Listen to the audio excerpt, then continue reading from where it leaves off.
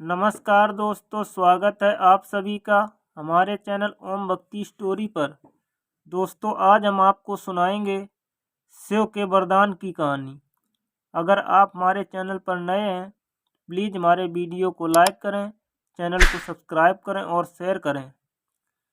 एक समय मुनि मार्कंडे समाधि लगाए अपने आश्रम में बैठे थे। इतने में देवादिदेव भगवान शंकर जगत जननी पार्वती के साथ नंदी पर सवार होकर उसी मार्ग से निकले। मुनि को शांत भाव से बैठे देखकर पार्वती जी भगवान शंकर से बोली, भगवान, ये कोई महातपस्वी मुनि मालूम होते हैं, इन्हें सिद्धि प्रदान कीजिए, क्योंकि सारी तपस्याओं को सिद्ध करने वाले आप ही हैं। शंकर बोले, हे पार्वती, ये मार्कंडे मुनि भगवान पुरुषोत्तम के बड़े भक्त हैं, अतएव ये तप के द्वारा कोई सिद्धि नहीं चाहते। अधिक क्या कहें, इन्हें मोक्ष की भी परवाह नहीं है, फिर सांसारिक सुखों की तो बात ही क्या है।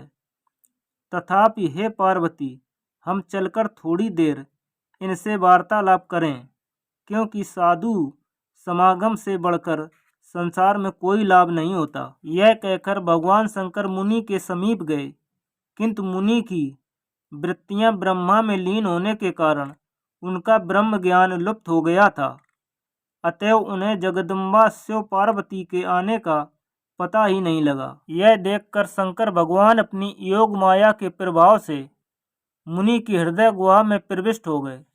मुनि ने देखा कि उनके हृदय में एकाएक एक पीली जटाओं वाली त्रिशूल, धनुष बाण तथा ढाल तलवार से सुसज्जित शरीर में ब्रह्मचर्य लपेटे रुद्राक्ष माला, डमरू, नरकपाल और फरसा धारण किए 3 नेत्र और 10 भुजाओं वाली मूर्ति प्रकट हो गई। इस विकराल मूर्ति को हृदय स्थित देखकर मुनि को बड़ा आश्चर्य हुआ और इसी आश्चर्य में उनकी समाधि टूट गई।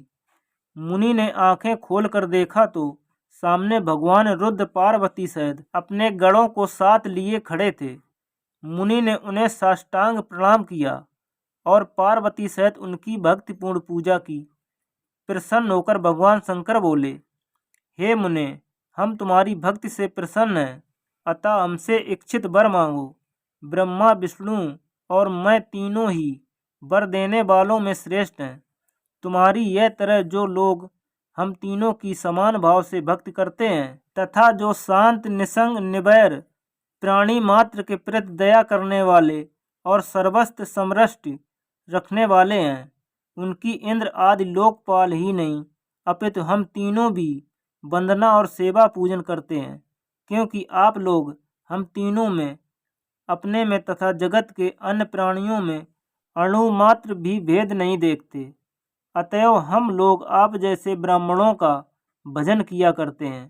तीर्थ और देवता तो चिरकाल पर्यंत सेवा करने पर फल देते हैं, किंतु आप जैसे साधु पुरुष तो दर्शन मात्र से ही कृतार्थ कर देते हैं। जो तुम्हारी भांति चित्त को एकाग्र करके तप, स्वाध्याय और संयम में रत रहते हैं, उन ब्राह्मणों को हम सदा नमस्कार किया करते हैं। आप सदृश महानुभावों के दर्शन अथवा नाम सुनने मात्र से ही महापातकी और चंडाल भी शुद्ध हो जाते हैं।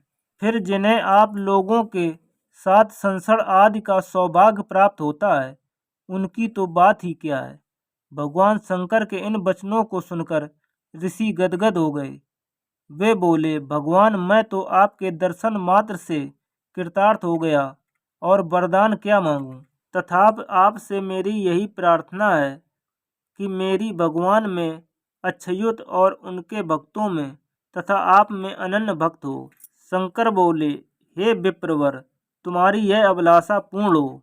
इस कल्प के अंत तक तुम्हारी कीर्ति अटल रहेगी और तुम अजर अमर रहोगे। तुम्हें त्रिकाल विषयक ज्ञान, विज्ञान, वैराग्य और पुराणों का आचार्यत्व प्राप्त होगा। यह कहकर भगवान शंकर वहां से चले गए। महामुनि मार्कंडे योग की महान सामर्थ्य तथा भगवान जनार्दन की एकांत भक्ति प्राप्त कर भूलोक में विचरने लगे और वे चिरंजीव के नाम से विख्यात हुए। पुराणों में वर्णित एक उल्लेख के अनुसार महर्षि मार्कंडे के तप से प्रसन्न होकर भगवान नारायण ने पुत्र रूप में उनके यहाँ जन्म लिया था। तो दोस्तों, अगर आपको हमारी शिव जी के वरदान की कहानी अच्छी लगी हो तो प्लीज़ हमारे वीडियो को लाइक करें, चैनल को सब्सक्राइब करें और कमेंट में शंकर भगवान की जय अवश्य लिखें। धन्यवाद।